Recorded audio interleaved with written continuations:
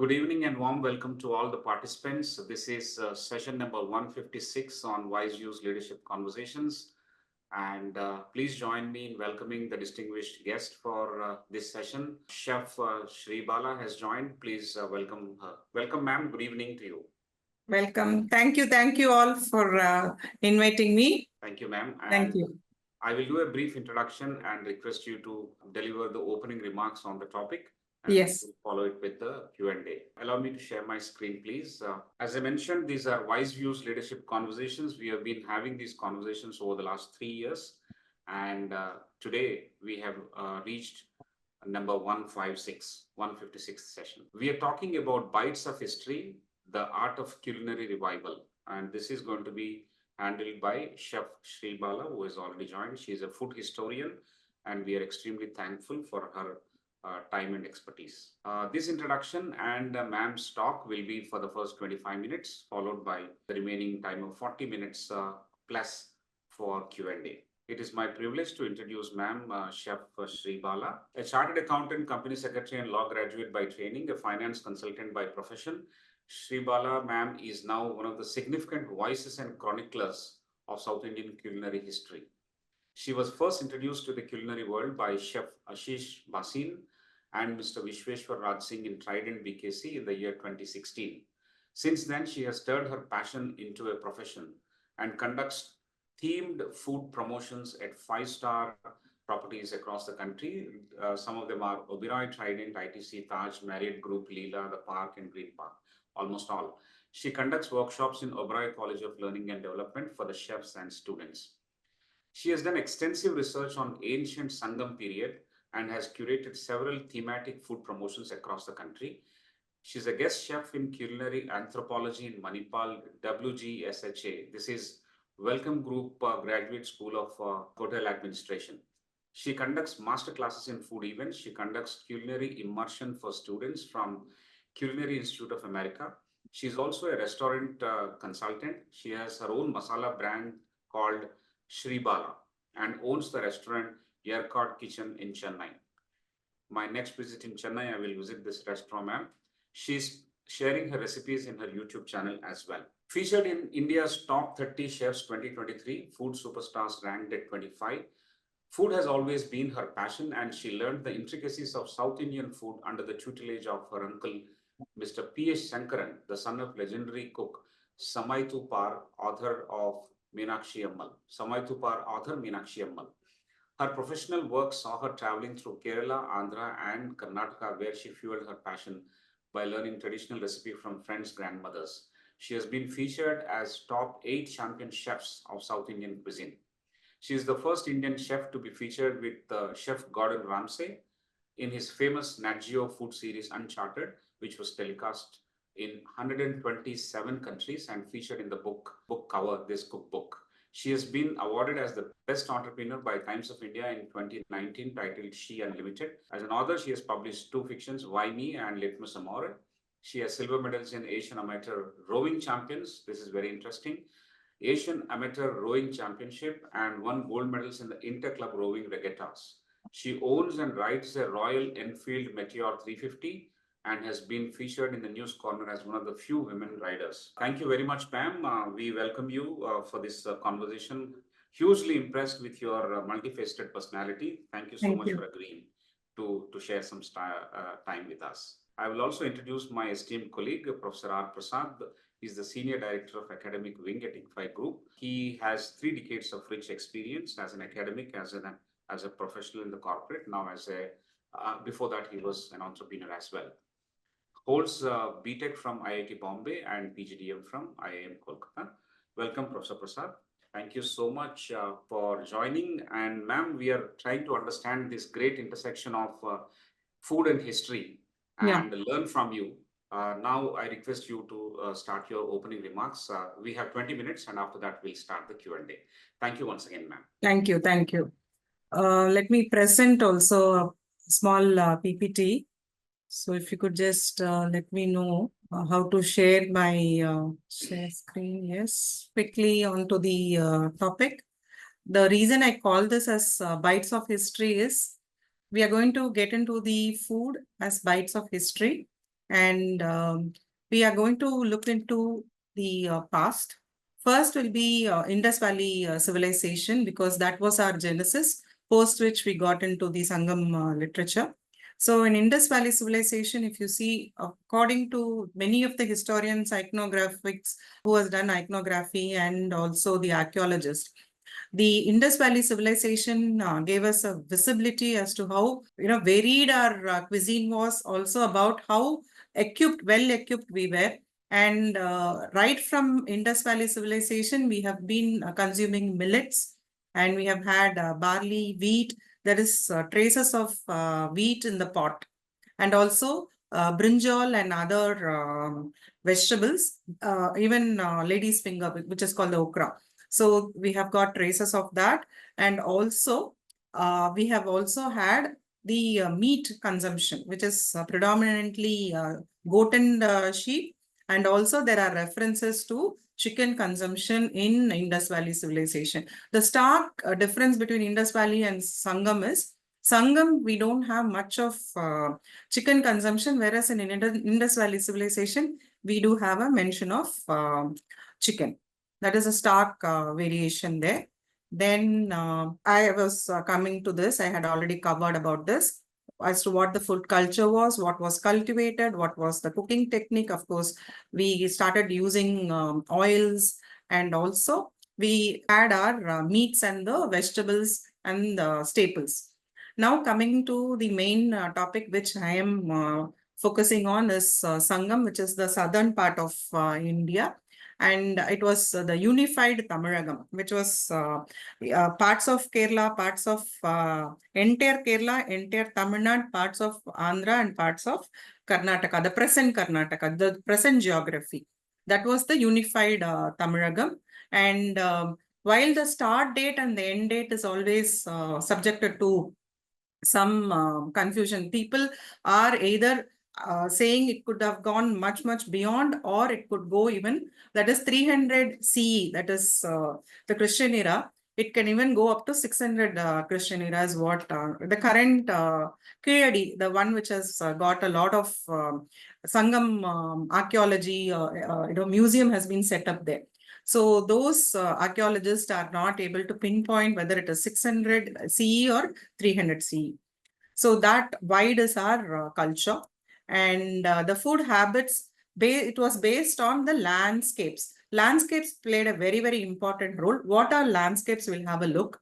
This is Kurunji. Hunted animals, honey, millets were consumed in that place. Kurunji is forest area. Palai area. So what grew there? And the highway used to stay in those places because it was not habitable. That was called Palai. Mullai is a very thick forest region, and there maize, beans, thinai millet, and milk were consumed. Marudam is the most fertile region. Any river bank, even in entire south, if you take, even in the present geography, if you could, if you want to know what Marudam is, any river bank, it will be called as the present, for instance, Kaveri Basin, or Mysore, or any place in Kerala, or in Andhra, the Godavari districts or the Krishna districts, all will be classified as Marudam in the current geography, if you want to associate it to that, as to what it would have been then. And then Neidal is, of course, the sea coast. So again, in the present region, whichever city has got the coastline in the present day geography was the Neidal in that period. So that these were all the food consumed. And what happens in those time in landscapes is, there was no cross food. That is, each region had a specific food, and that did not cross the region. That is mainly because of the transportation limitations. Unlike the present, where the transportation is not it's not limited. We can have any food anywhere. In those times, because of the transportation limitation, they were all having the food for which was the region. And also in scientifically, it has been, currently people are all trying to prove that going by the landscape, if you are in a particular region, if you eat the food which is locally available, So if it is a very, very arid region like Rayalaseema, why millet is very, very important in Rayalaseema? Why you need to have rice in south and not wheat in south? All that people are now trying to say it is very relevant to those landscape times, that is on the Sangam time. And most popular meat was beef, irrespective of whether there were no other religion as such in those times. And beef was the staple there when it came to meat. And then mutton, of course. Then venison, the deer meat. Then quail, hunting game birds. Partridge, quail and partridge. Quail, even today we are able to get. Partridge is endangered. We won't be able to consume in the present scenario. Then rabbit, even currently it's also consumed. Then pigeon, tortoise, that is something which was a staple then. And of course the seafood. And this you can take down the notes. This is a question which I would like to ask the viewers as to what would be the food the warriors consume during the wartime, during the war, because they cannot move from those places. So what would have been the food? In the Q&A, we can take this as a question. The food in war zone. Then after Sangam, there was an interregnum period where none of the major, the kingdoms were very prominent. So this period was a dark period in the Tamil, that is in the southern history. And after interregnum, we had the medieval Cholas in 1848. So during the interregnum, there were no kings, major kings in any of the southern kingdoms, is what the history says. Then the medieval Chola, rise of medieval Chola happened. Then the imperial Chola happened between 985 to 1044, which is based predominantly Rajaraja Chola and his son Rajendra Chola. Then in the year 1025, it was, the Chavundraya and then Manasalosa. These two are the books which were, these are all cookery, where you can take out some cookery books, references from these two books, that is Lokra Pakara and Manasalosa. Then Supasastra is a very, very interesting book. I have done a very, very detailed study on this book, which is by Mangarasa III. He was a Jain monk. And even though he was a Jain monk, there are great references to the food being, food having a lot of garlic. And the other important aspect of it is consumption of wheat. While South India is predominantly a rice eater or a millet eater, this particular book gives a reference to wheat. That could be mainly because of by then the Mughals, we had the influence, and also the Deccan Sultanate period had started. The Vijayanagara Empire also was there. So probably wheat would have come into the southern cuisine then. Then we'll talk about the cross culture, how the food from one country to another country traveled. And a very, very important and an interesting aspect is Southeast Asian countries. It is also called as the Siam. There is a very interesting book by Mr. Neelaganda Shastri.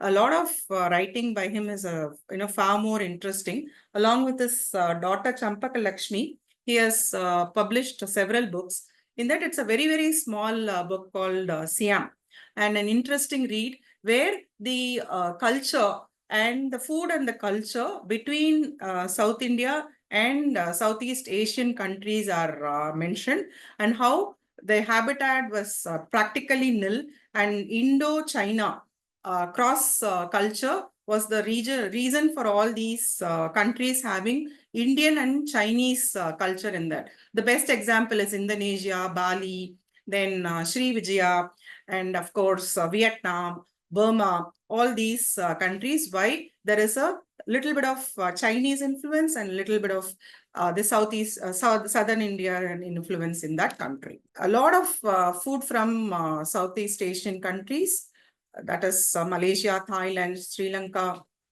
And of course, the other important aspect was when the royal marriages happened. food cross culture because of marriage. This was a very, very important thing. Best example will be, many of you would have seen a movie called Jodha Akbar, and also you would have seen the recent movie by, I forget the name, Deepika Padukone, where she's a queen from Sri Lanka getting married to a Rajasthan king. I think it's called the Padmavat. She was from Sri Lanka and married into the Rajasthan royal. You will see a lot of coconut influence in Rajasthan culture even today. And that could be because of Padmavat, is one of the theory by the historians, food historians. And very, very important, interesting aspect is idli is not Indian.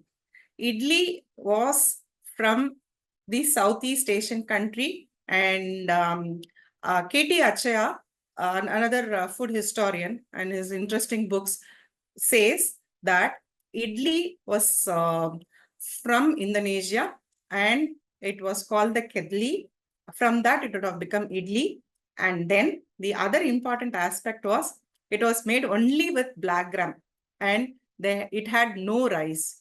Rice could have subsequently got added while this particular food traveled into India, and we started adding rice to it. And from black idli, it became the white idli, which is a very, very fascinating aspect when it comes to food history. As of course, I had mentioned about this book a few slides back, Manasalosa. And there are the divisions, or each book has called, it's called the Vimsadi. And the third Vimsadi deals with food, that is Annabhoga. It's a very, very interesting aspect. And any ancient cookery book will never have weights and measures.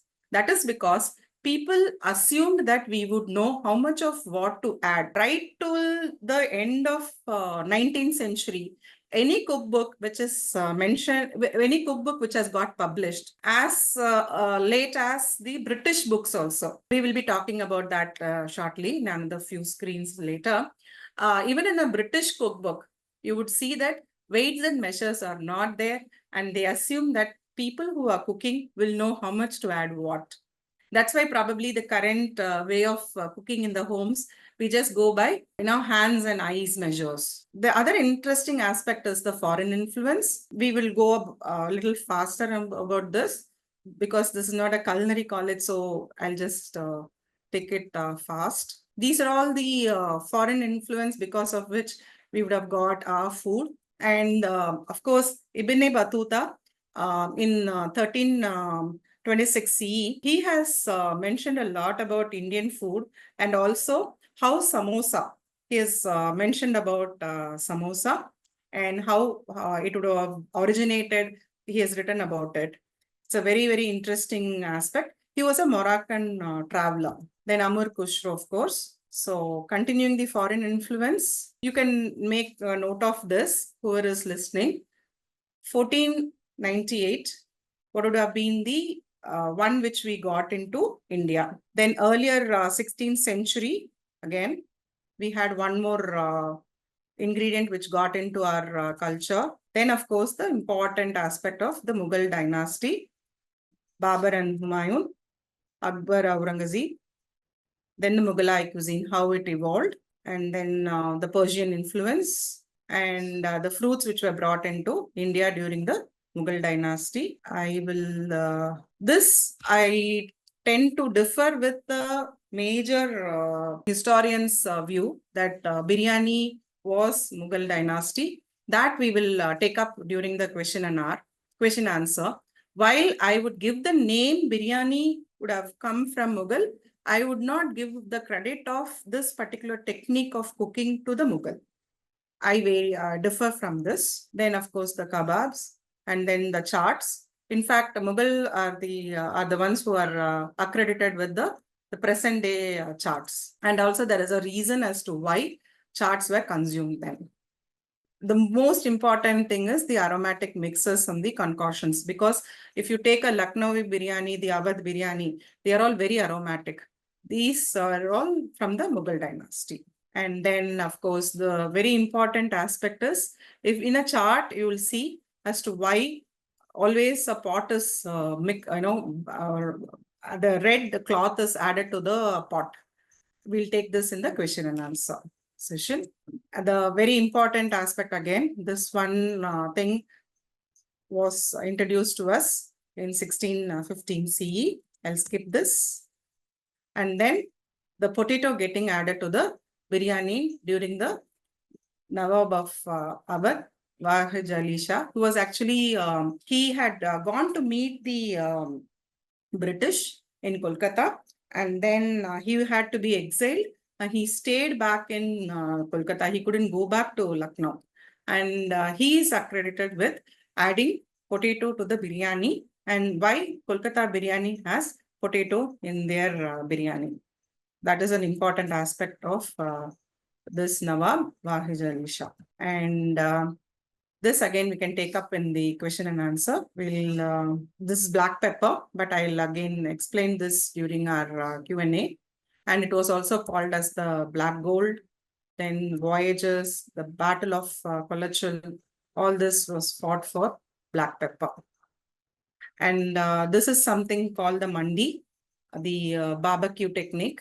And this is also a technique during the wars, so that the opponent doesn't know that the cooking is happening, and where the enemies do not know where the soldiers are hiding. So what they'll do is they'll dig a pit, they'll put all the meat and cover it and go to the war, come back in the evening, because wars were always fought between sunrise and the sunset. So this technique is the actual technique of a mandi biryani. Current day, they have all totally misplaced this particular technique. Whereas if it had to be mandi, it has to be the way it has to be dug in the underground and picked, and they have to cook it. As I told you, the war strategy, Rana Pratap Singh and his army, khad cooking it's called. Then the tandoor came, the barbecues came.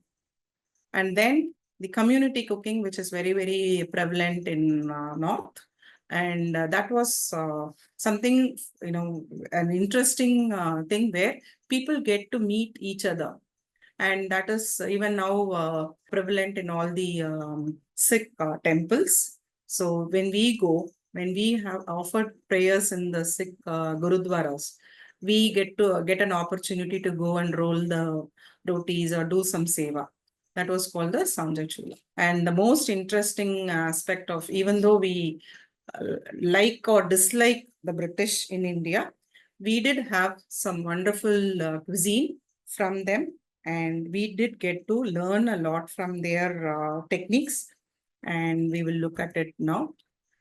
The word curry came from the word curry, because the British loved the meat, and the Tamil word for mutton is called curry.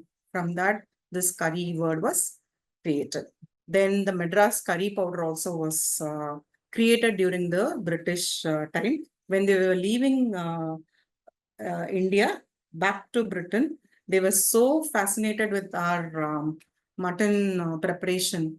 They prepared a recipe where the wet paste was made into a dry powder.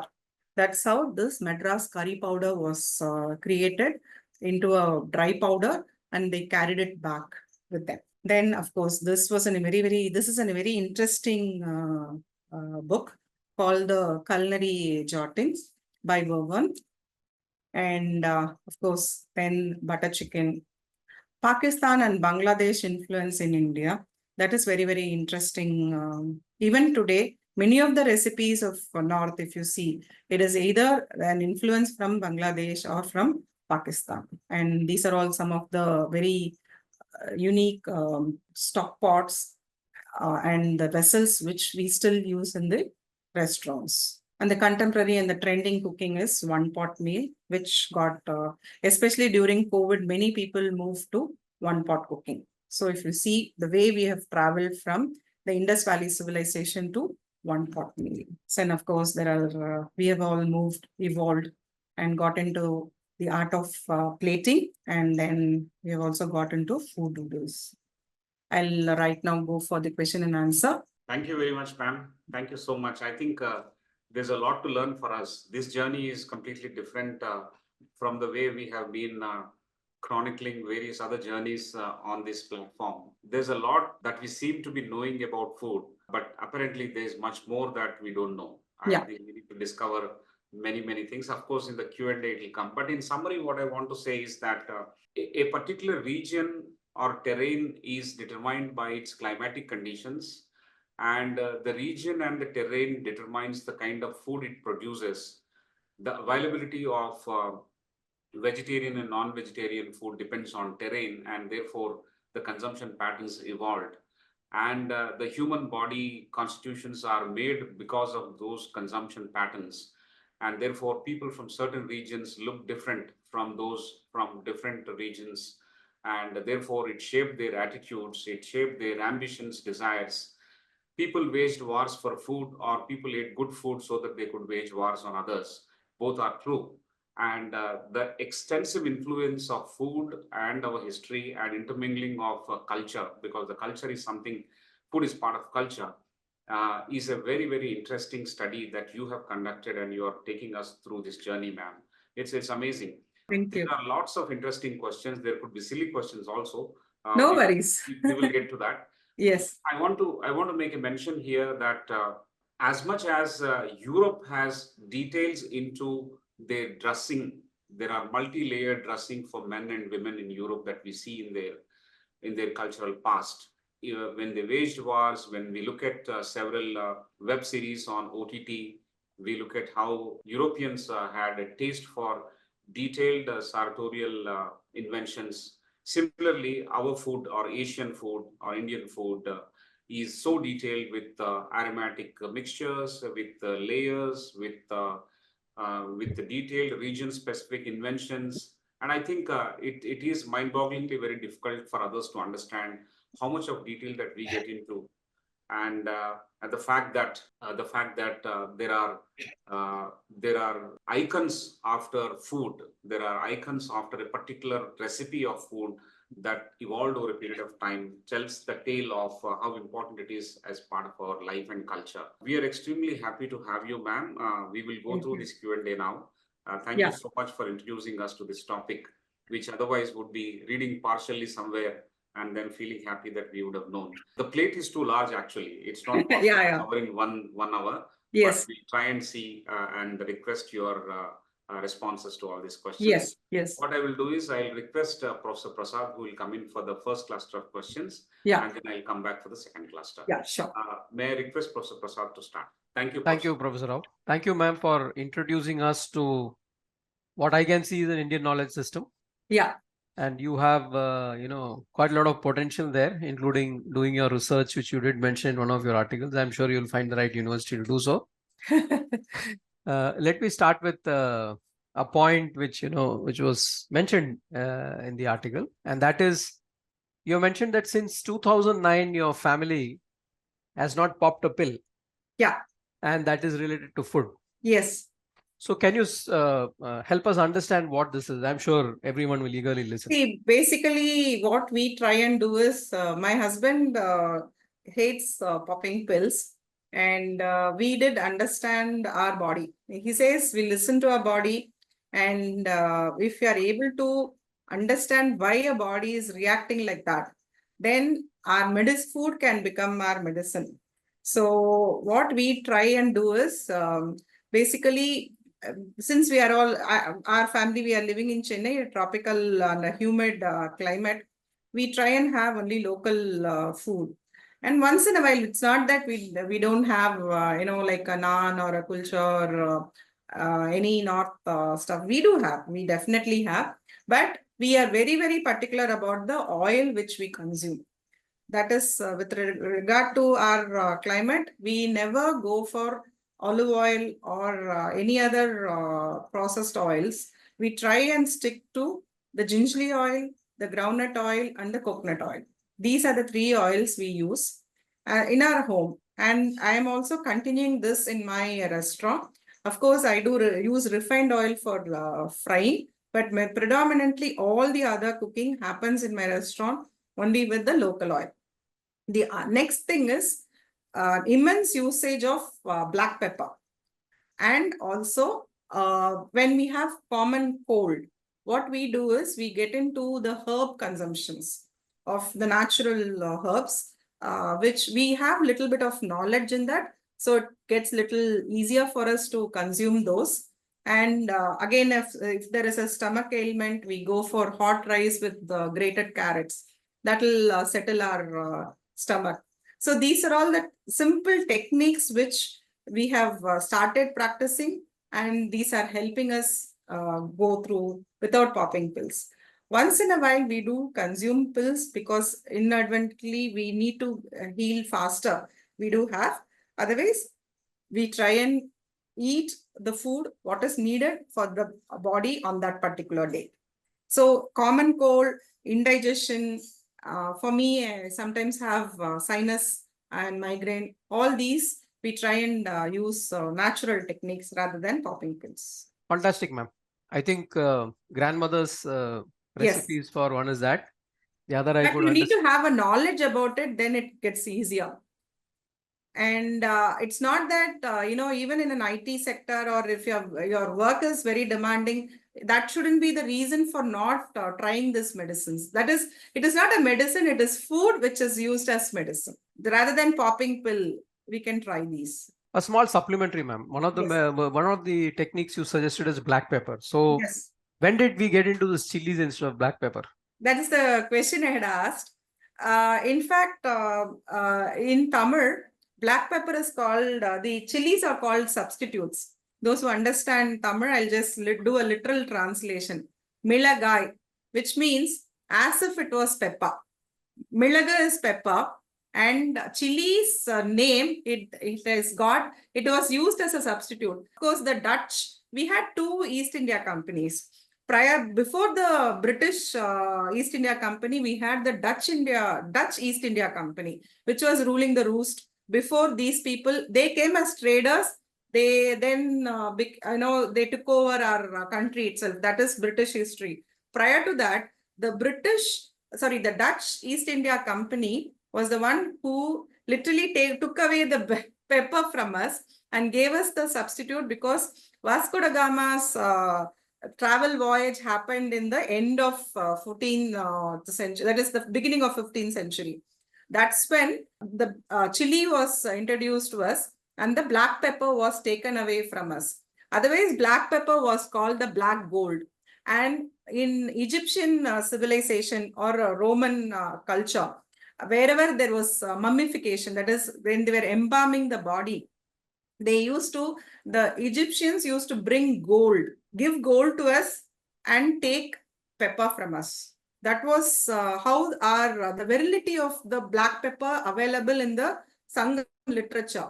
The current, there was a port in the Kerala side called the Mussoorie.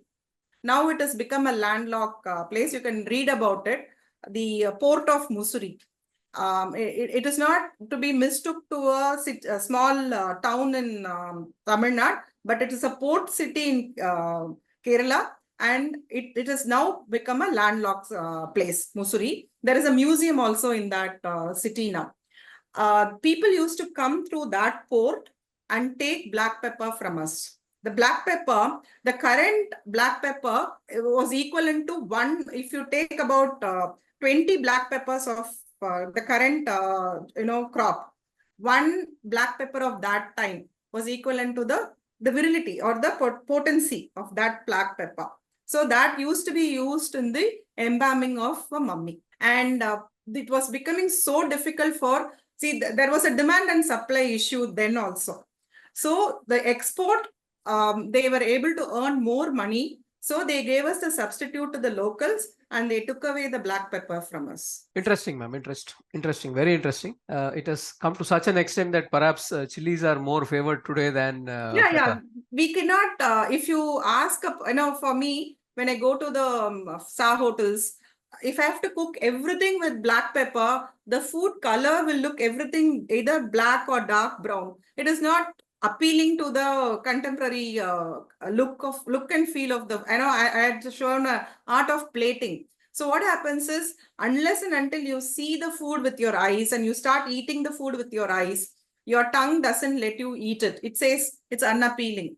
So we have changed our approach itself to red chilies and colors and food colors. Imagine the amount of food colors we are using in the the street foods.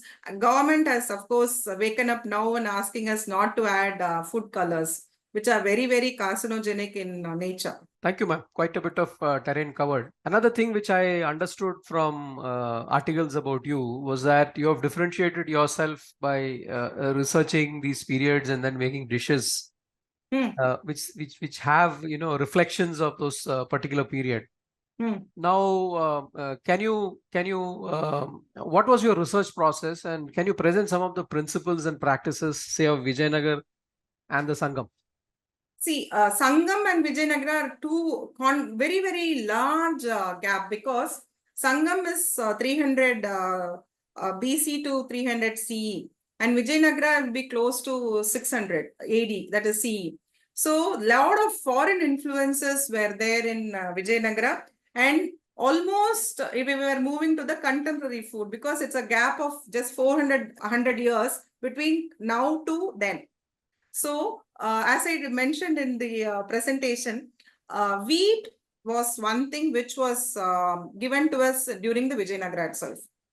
We started, the southern part of India started consuming wheat, and in Vijayanagara. And also what happened was foreign influences were very, very predominant during the Vijayanagara dynasty, mainly because they were very forward thinkers. And they had a lot of foreign connections. A lot of foreigners used to come into India for trade. And if you read, if anyone from Karnataka in our group now who are listening to the history, anyone from Honavar can raise your hands. It is a very interesting district, the sea side of Karnataka, which has got a very interesting aspect from the Vijayanagara. And there you will see a lot of foreign influence in the seafood, then the Yemenis influence in the seafood, all this during the Vijayanagara. Whereas in Sangam, you will only have a little bit of Greek influence and the Roman influence. Egyptians, we didn't have an influence, food influence, but they only came to take pepper from us. So in the Sangam, if you see, there is an interesting, of course, when I have done a lot of food research in Sangam. So when I take classes for culinary colleges, we go into alcohol also, because that is part of the curriculum.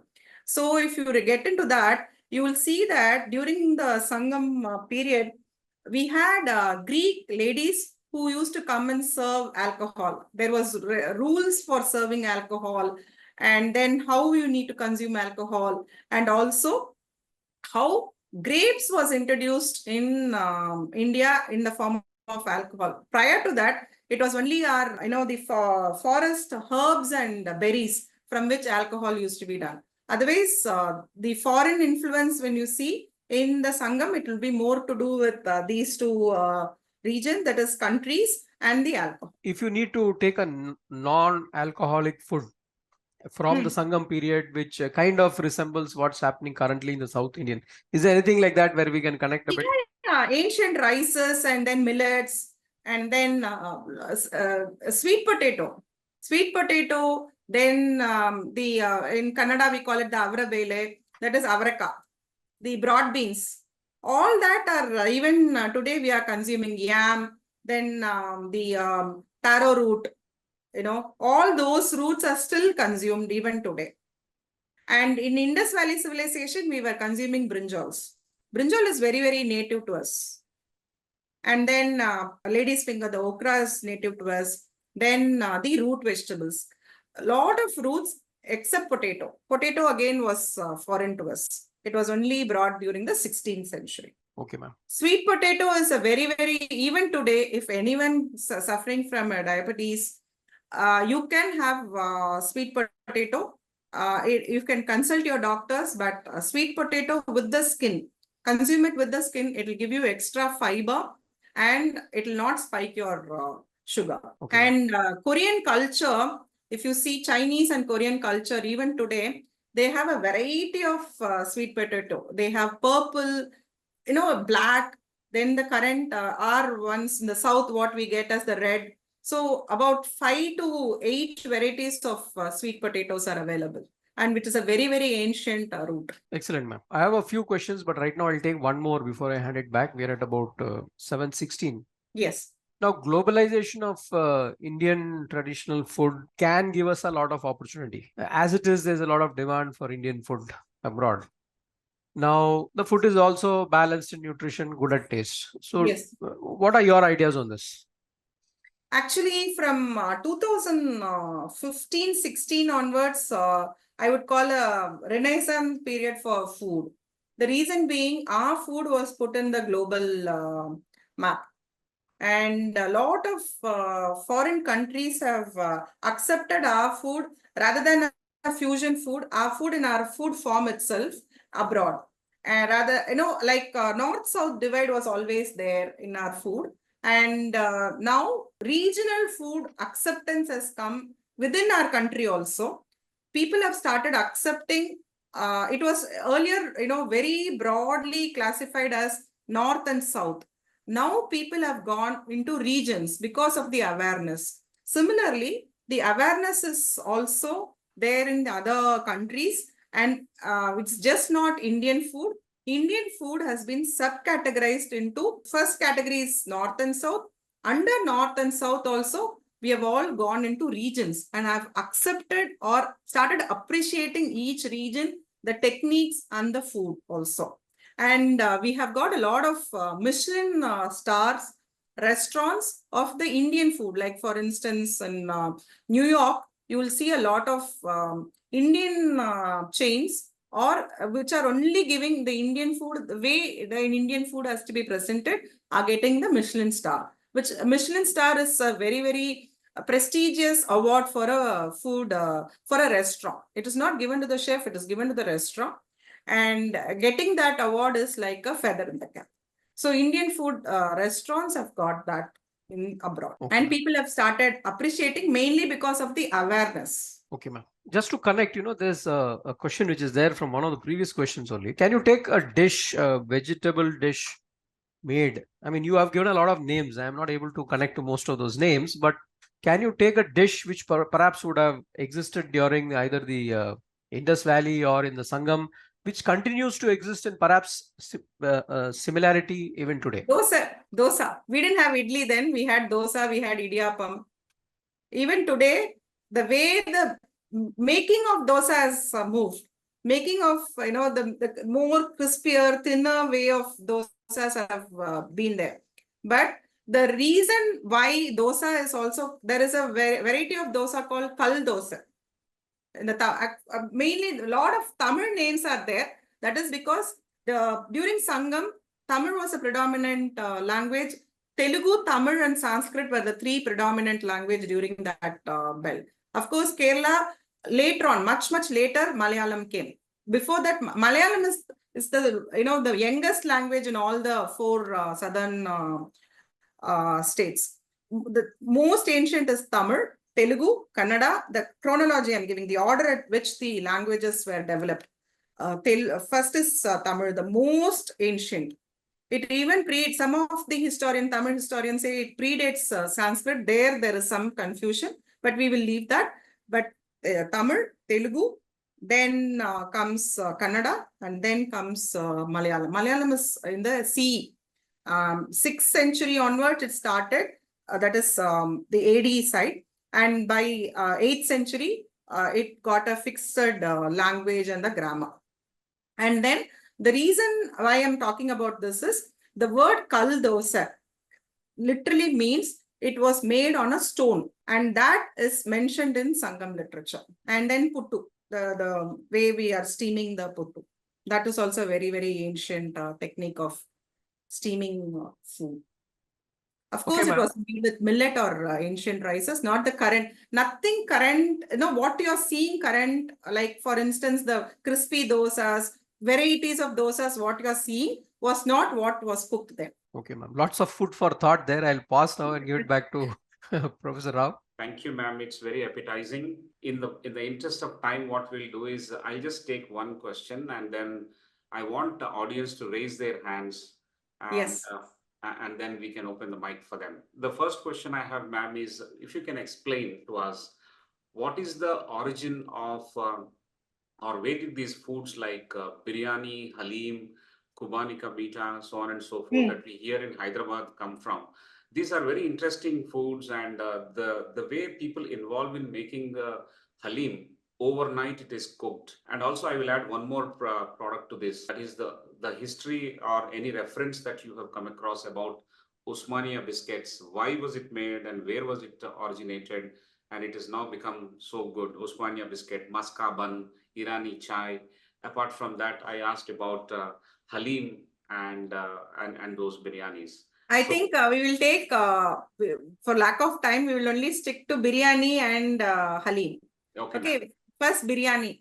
As I told you while presenting also, I differ from many of the historians, food historians. When we all meet in a forum, I generally end up having a lot of debate on this food biryani. People blindly give a credit to the Mughals, but I tend to differ mainly because I can back it with my history. And in Sangam literature, there is a mention called the Perunjoru. I have also identified this poem in which Perunjoru is mentioned. And Perunjoru means a big feast. I have written about it in a few blogs. They would have, it will be in the public domain. You can read it. Perun means, again, in Tamil means a big, and feast, choru. Again, Malayalam and Tamil, it denotes rice. So it was a meat-based food, which was a one-pot meal. And it had meat, it had rice, and it was a slow cooking process. If these were there in the Sangam literature, why would I not call that? The name biryani could have come from the Mughals. I would not deny that fact that the word biryani came from them. Because biryani, again, they break it into two. One, biryan, and then the way it is cooked. And they say that the rice has to be roasted, then the slow cooking, and together they'll have to integrate it. That's how the literal translation of the word biryani. Whereas I am showing a poem in Sangam literature, which shows that there is a mention called Perunjoru. And these are what is in biryani is there in Perunjoru also. In that case, why should I give a credit to a foreign country saying that they were the ones who brought this food into India, rather than being proud that we were the ones, we also had this kind of a food made in our country. That is one thing. And the reason being lack of awareness is one thing where we blindly say that biryani was Mughal. I would only give the word biryani to them, but the cooking technique we also had. Just that we didn't popularize it. We were not very vociferous like them to say that we had this cooking technique. That is with regard to biryani. The second one is the halim. Halim, again, it is a Mediterranean method of cooking, and Iran and also parts of the Mediterranean cuisine, if you see, it is a slow cooking process. Whatever is done in Hyderabad, in fact, we had done a lot of street walks in Hyderabad we have done during Ramzan to understand each place, like, the major halim houses. We have gone there and we have seen the cooking technique. And harisa is the word from which halim was created. I was part of a culinary history program called the Curries of India. It was with Chef Kunal Kapoor, where we had done a lot of research on this. And the halim as such is a one pot, again, a slow cooking technique where the meat is so tenderly cooked with so much of, it is the reason any slow cooked technique will make the meat very, very tender. And it will also, the other important aspect of halim is cooking the meat in its own fat. Adding ghee is not the right method of cooking halim, whereas slow cooking the meat in its own fat so that the fat comes out is the best method of cooking halim. The current process are all the shortcuts. The actual method is you do about 16 hours or 18 hours or 12 hours of minimum cooking. The oil on its own, the fat of the meat will come up. And this, of course, is a foreign technique. which was given to the Indians. Just an added question, ma'am. You have explained in greater detail about the way halim is supposed to be cooked. I'm looking at from the consumption point of view. When we taste halim during the fasting period of Ramadan, especially it is widely available in Hyderabad. It has not gone to other parts of the country as much. I have not heard that it is available in Mumbai, or I have not heard that it is available in Chennai or any other parts of this country. But predominantly it's available in Hyderabad, and this gives its counterparts in Mediterranean countries a big run for their money. The halim that's made in Hyderabad is a big winner over the halim that's made in, say, Dubai, for example. Yeah, correct. Why do you think Absolutely. That is again because of improvisation. See, automatically when Nizams were very opulent, because this is a Nizam method of cooking, and Nizam was always wanted to please the British. They were pro-British, and in order to please the British, they used to have the best of the best ingredients, and that's how this got evolved. The food what is given here, as you said, is far better than the other thing, is mainly because of the cooking technique and the ingredients which are used. Excellent. Yes, ma'am. Thank you very much. I'll open the mic for Dr. Dasarathi Sahu. Please go ahead and ask your question. Or Dr. Shiva.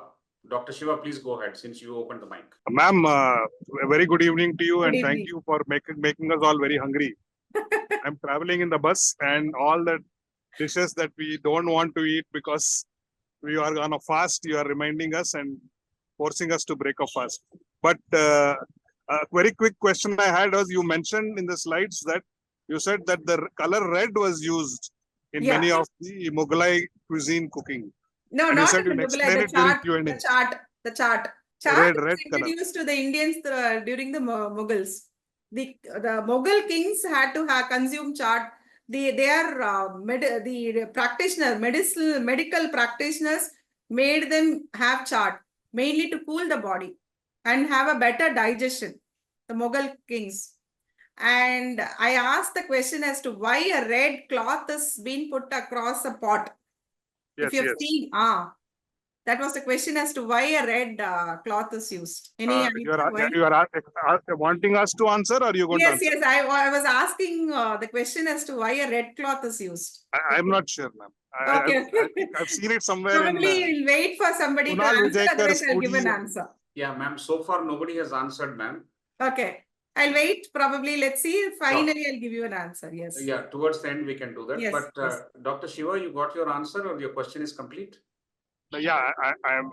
Thank you, ma'am. That is interesting. What I basically understand from your this thing is all tasty food items have all come from outside. No, not just now. Because we only have brinjal and okra. Yeah, we always had that across India. I'm a potato fan. India, whichever state you go, you have a unique method of cooking brinjal. Every state has got it. You cannot deny that. It was a native. I don't like brinjal, ma'am. You don't like, or you like? Potato fan. Potato is foreign. Potato is foreign. Yeah, that's very sad to hear. Yeah, and potato was added to the biryani in the Kolkata biryani. Yes. And I also gave you which Nawab used potato in the biryani. That again was to please the British, because he was exiled. He was not allowed to go back to Lucknow. Thank you so much, ma'am. Welcome. Yeah, thank you, Dr. Shiva. Now we'll take Dr. Dasarathi Sahu's question. Well, the question that I can see is, Dr. Dasarathi is asking is, what about curry puff? Probably he's trying to inquire about the origin of curry puff. Curry puff. Yeah. See, these bakes and all, of course, it's all during the Dutch and the Brit, which was introduced to us, because baking as such was not known to us. And in fact, Ibn Battuta's travel log mentions about samosa. And then subsequently, these puffs and all were introduced into our culture. And that's why if you see, of all the 4 states, Kerala stands out in their baking.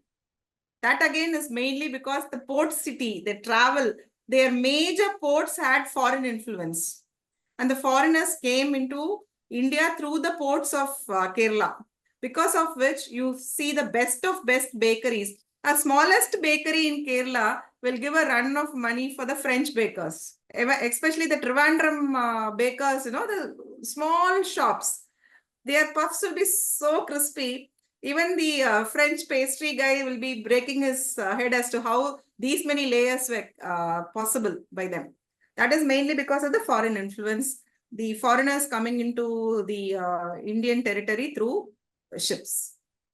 So these are a later entrant, like say about 1400 or 1300. Whenever wheat was introduced in South, post that only the baking techniques also got into our country. Okay, ma'am. Thank you very much. Before we take the next question from the audience, there's a small mention of somebody saying curry puff is very popular in Hyderabad. Yes. You see, right now everything is popular everywhere, mainly because there is no geographical demarcation. Anybody can have anything anywhere.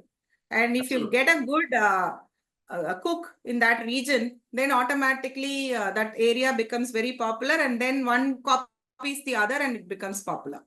Amazing, amazing. And one question, ma'am, is in which period in the history the culinary art suffered, according to you, suffered the most? And what were the strategies used to revive those culinary arts? The interregnum period, that is when there was no history or documentation of history. We lost history documentation during the interregnum. That is the end of Sangam and then the rise of medieval Chola. That time it was all nomads were, I'm only talking about the southern history because I have not read a lot about North. I will stick to South.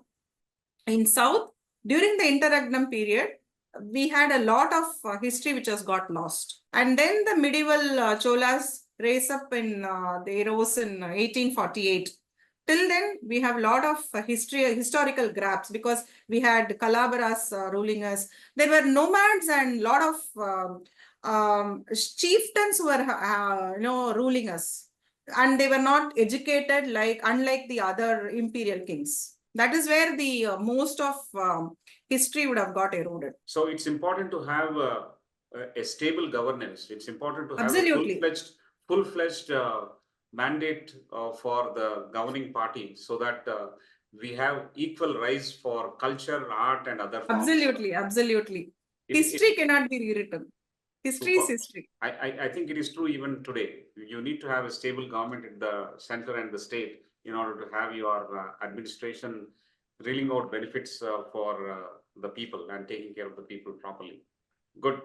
We will open the mic to Mr. Pradeep. Over to you, Mr. Pradeep. Thank you, ma'am, for the very interesting session. My question is a couple of questions. One is regarding Halim. There's a lot of talk about Halim. Now, Halim, is it connected anyway to Lucknow? I mean, a lot of, I believe, Hyderabad and had any origins from Lucknow. That's one question. Second is on the parota.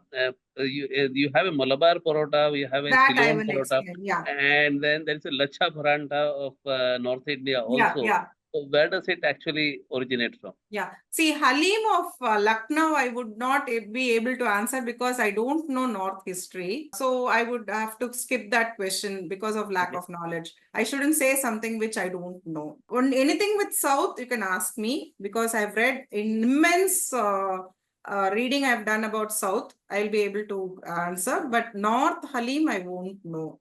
Okay. I can ask somebody else, a food historian of North, and tell you about that. Coming to the parota, parota was, it is a 1800, in 1800 it got into India. That is again, it came through the sea.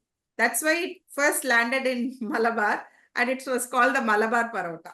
It came from Malaysia into Kerala. It is actually from Malaysia, Ceylon, it came into Kerala. From Kerala, it came to Tamil Nadu and then went to the other cities. It is all available across India now. And the layering of the parota was mainly from the Southeast Asian countries, Malaysia. From whatever I have read about parota, first from Malaysia. And again, with when it came to the Lacha parata is very similar to the thing of Malabar. The only problem, I think, Lacha paratha and the Malabar paratha. In Malabar paratha, it is stretched like a Rumali roti. You know, the way it is stretched, the thin layer, a very, very flimsy film, and then it is rolled. Whereas I think in Lacha paratha, you don't do that thin filament. That is a very important change in the technique.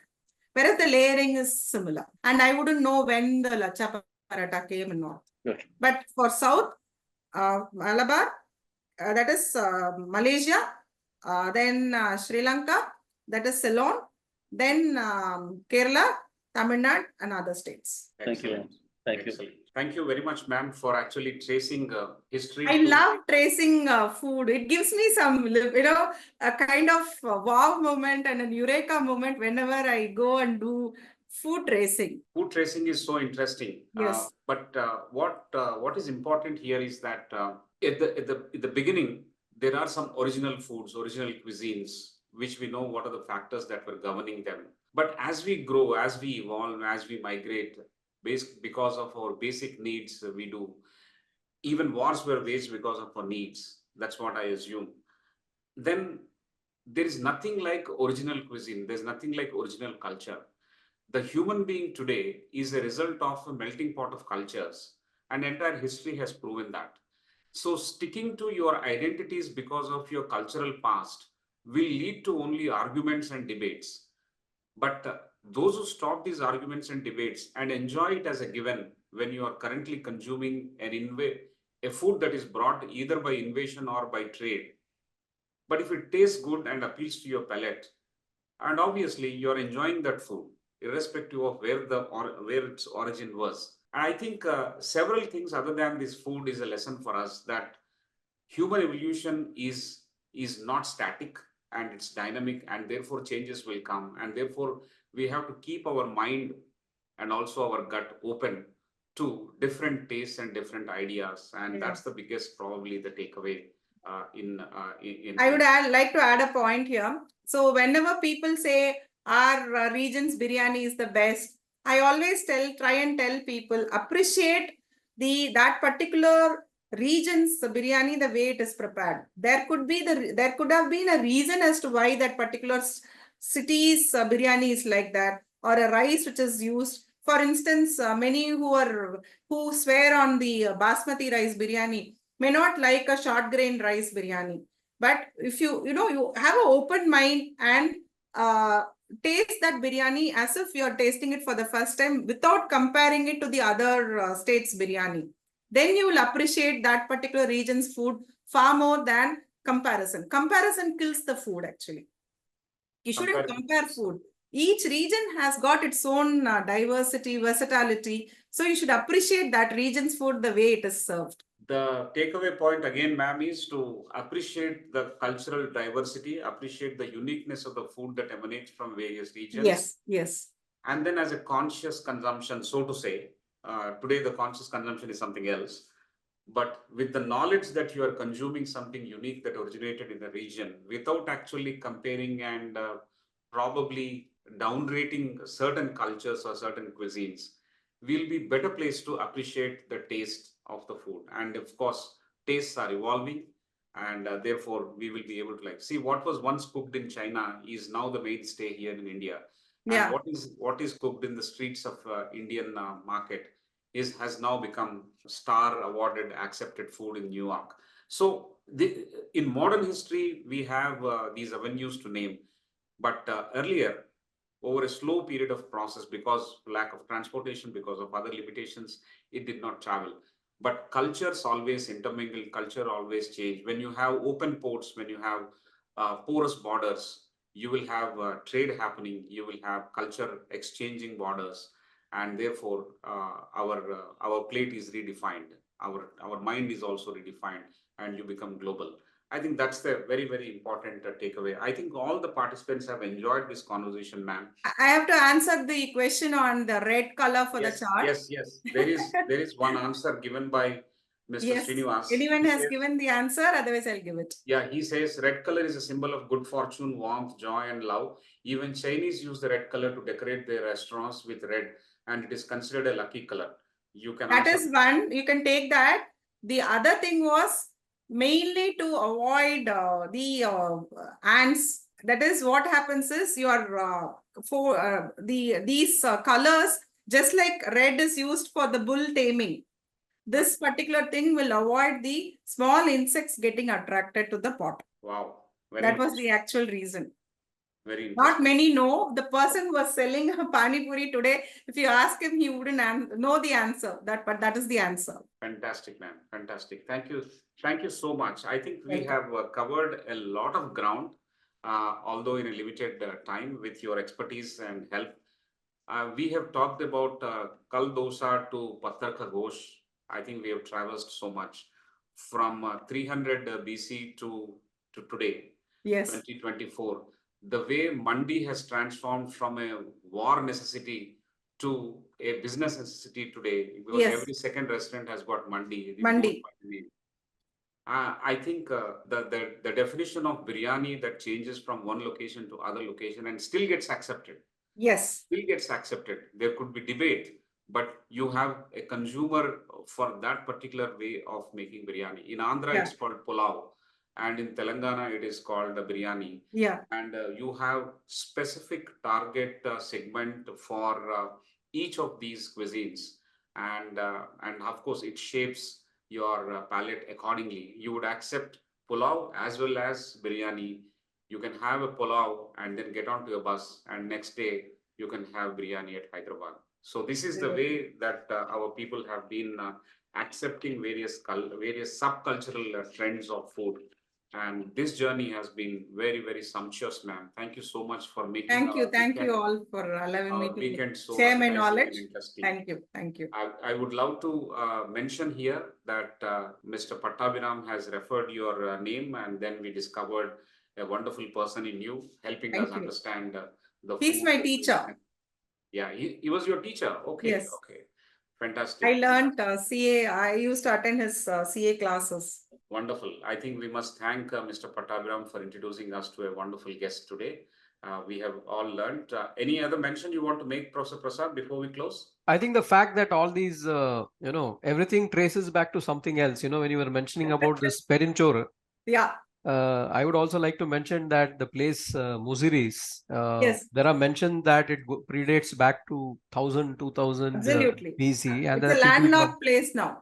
Absolutely. So, and that there is there was trade from Arabia, absolutely, from Greek, from Rome, Yes. and therefore some of these things could also have come from there. We don't actually know.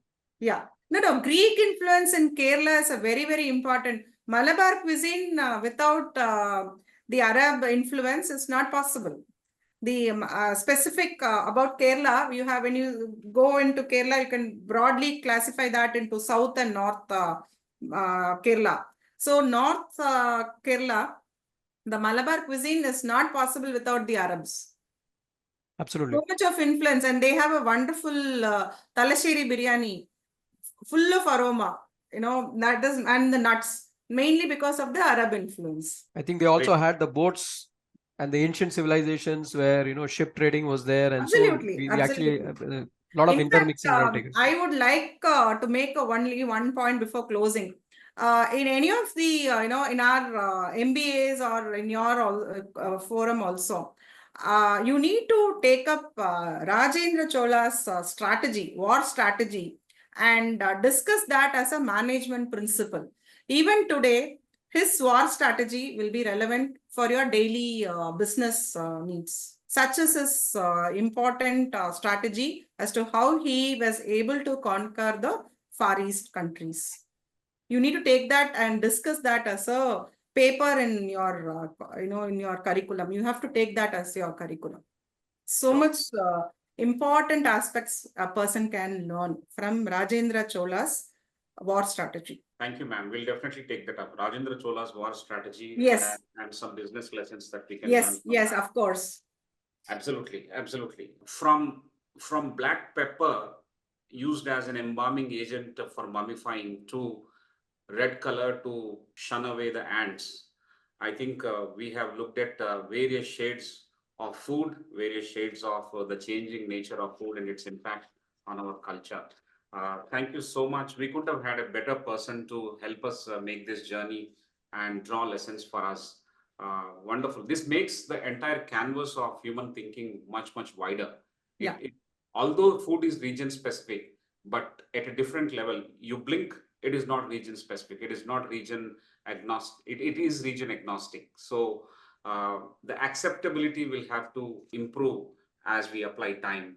And therefore, the openness with mind, openness in your gut, everything is something that we have to look at. Thank you so much for this wonderful session, ma'am. Thank you. We would love to write to you with a summary of this session, and we'll ask you to check that. Once you approve, we will upload it on our archives. Kindly also email your presentation to us. We'll look at that and make the summary. There's a lot of input there as well. Yes. Thanks for your time and expertise, ma'am. Thank you. On behalf of everyone, I'm thanking you. Thank you. Ladies and gentlemen, we will take a break here and join you next Friday, 5th of July at 6:30 p.m. with yet another interesting leader, the river cyclist, a person who has traveled many miles on cycle and promotes the conservation of water, rivers, and environment. We will learn the lessons from the river cyclist next Friday, July 5th at 6:30 p.m. Till then, keep looking at Chef Shri Bala's site and look at her restaurant and her brand of masala and try and understand and decode some of the colors and the tastes, how history blocks are underneath those tastes and colors. See you next Friday. Have a great weekend and good night now. Thank you all. Thank you.